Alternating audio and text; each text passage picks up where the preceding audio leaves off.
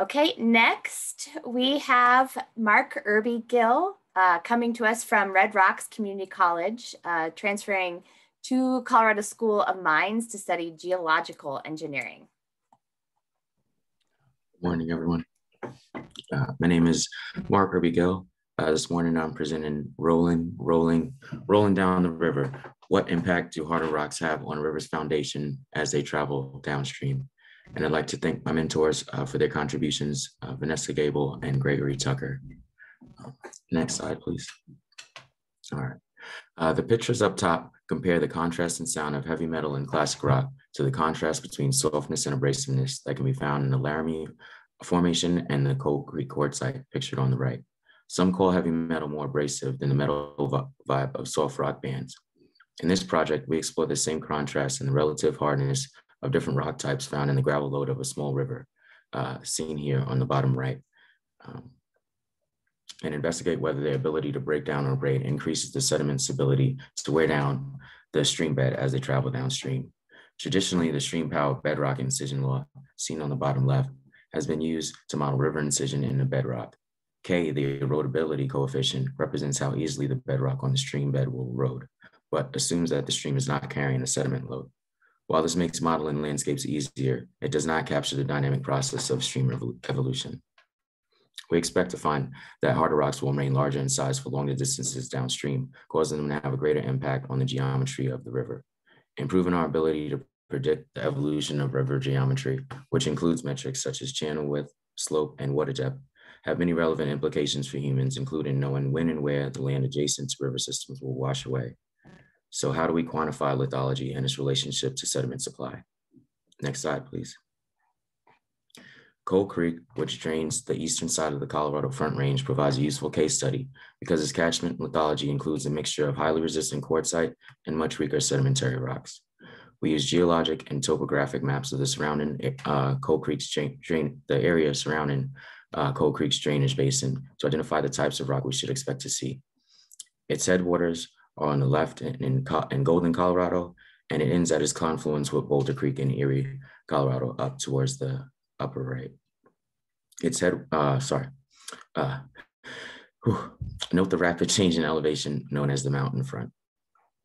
We also measure the size using a gravelometer pictured on the right and identify the lithology of stream sediment, making sure to capture a representation of the bed sediment every 5 kilometers over a total distance of 57 kilometers.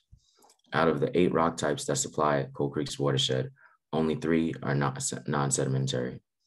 XQ, which is quartzite, XFH are gneisses, and XG granite are all Precambrian metamorphic and igneous rocks. QAL is composed of alluvium, gravel, and aeolian deposits. After collecting the field data, we consider how best to display it. Next slide, please. These graphs all use the same colors to differentiate the different lithologies, and legend is here in the middle. Graph 1 shows the proportion of each lithology on the y-axis plotted against grain sizes on the x-axis. These are the largest grains plotted, and the largest grains plotted are on the left, and then the smallest are on the right. Graph 2 illustrates the proportion of bed material by lithology on the y-axis and the distance from Coal Creek's confluence with Boulder Creek on the x-axis. Upstream is on the left, and downstream is on the right. Graph 3 shows the median grain size on the y-axis, again plotted against the distance from the confluence with Boulder Creek on the x-axis. And graph 4 illustrates the largest grain size on the y-axis with the distance from the confluence on the x-axis. The blue arrows indicate areas that were inaccessible for data collection, and the orange arrows point to the mountain front, located at 47 kilometers. The red arrow on graph 4 shows the rapid decline in larger grains after the mountain front. What does this mean? Next slide, please. The durable composition of quartzite allows these grains to maintain their size for longer distances compared to the softer sedimentary rocks and the fragile components of igneous and metamorphic rocks. The pictures on the left and right show the relative difference in durability. The ones on the left are the sedimentary rocks, and the ones on the right are metamorphic and igneous rocks. Large sedimentary clasts are rare but do occur. These are likely from local hill slope inputs and do not appear to persist very far downstream. We should consider the lithology of the bedrock that supplies stream sediment because this exerts a control on median grain size. And the picture in the middle shows Cold Creek on the left and its confluence with Boulder Creek on the right. The cloudy appearance of Cold Creek indicates a higher suspended sediment load, indicating that the sediment supply is predominantly finer, less dense sediment. This project has enabled us to develop two hypotheses concerning the potential effects of a quartz-rich bed load being carried across sedimentary bedrock. The first hypothesis is that the harder, more resistant bedrock abates the bedrock below more efficiently, leading to further erosion of the bedrock, demonstrated in the diagram on the left. And hypothesis two, displayed in the diagram on the right, we think that more resistant rock can preserve the bedrock during periods of lower discharge. The river would be strong enough to carry away the finer, less dense sediment within the gravel bed, also called winnowing. This allows the harder rocks to shield the finer sediment below the gravel surface and preserve the subsurface, also known as armoring, which is kind of shown with the thick black line here. And testing these hypotheses will require additional data. And ultimately, the results from the study can be expanded by collecting missing data from the three sites that we did miss on Cold Creek, and also by replicating the study on a similar stream nearby and comparing the results, or by increasing the precision of rock identification in specific units. Because I have a picture here on the bottom right that shows, even though we split it up into igneous, sedimentary, and metamorphic, there are various types of each rock, and each one of those may have variances in their durability. So yes, next slide, please. And here's my acknowledgements, and next slide. Next slide. Next slide, please. No, this didn't show up. Oh, there we go. Okay, awesome. So if anyone has questions, I can answer those. All right, great. Thank you so much. Thank you. So I have a question. So about quartzite. So quartzite is metamorphic, right? So why is that classified differently than the general metamorphic?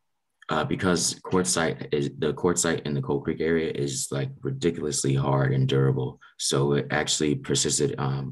Casey, if you can go back to slide 4.